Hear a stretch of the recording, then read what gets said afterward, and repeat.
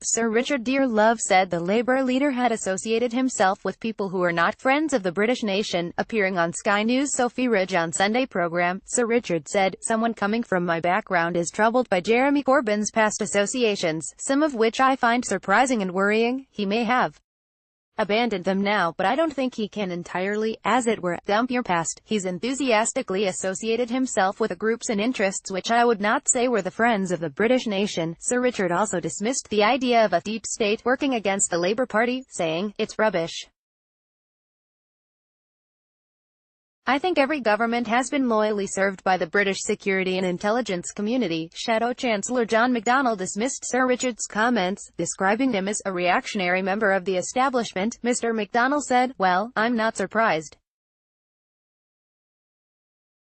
Look, this is a reactionary member, of the establishment, so I don't think he'd welcome a Labour government of any sort. To be frank, can I just say to him directly, I think he should spend his retirement in quiet contemplation of the role that he played with regard to the Iraq War, where over 500,000 people at least were killed.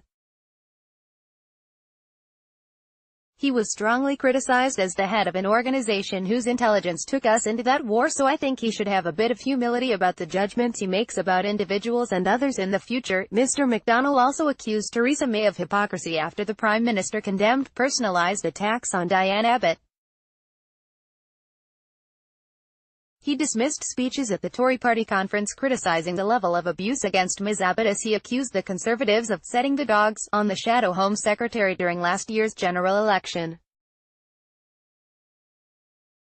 He said, "I find it a bit hypocritical that Home Secretary Sajid Javid and the Prime Minister referred to Diane in that way, because it was the Conservative campaign, the Conservative Party campaign, that during the election said a lot of the criticism, well, that set the dogs onto Diane. If you look at what happened in the media, the Tory press were abysmal, and that was set up by the Conservative Party during their campaign. They personalized the campaign because they did not want to debate the policy issues." The Shadow Chancellor said Labour would scrap universal credit. Until now, the party's policy had been that it would pause the controversial welfare reform and make changes to the system. Mr. McDonnell said, "I think we are moving to a position now where it is just not sustainable. It will have to go."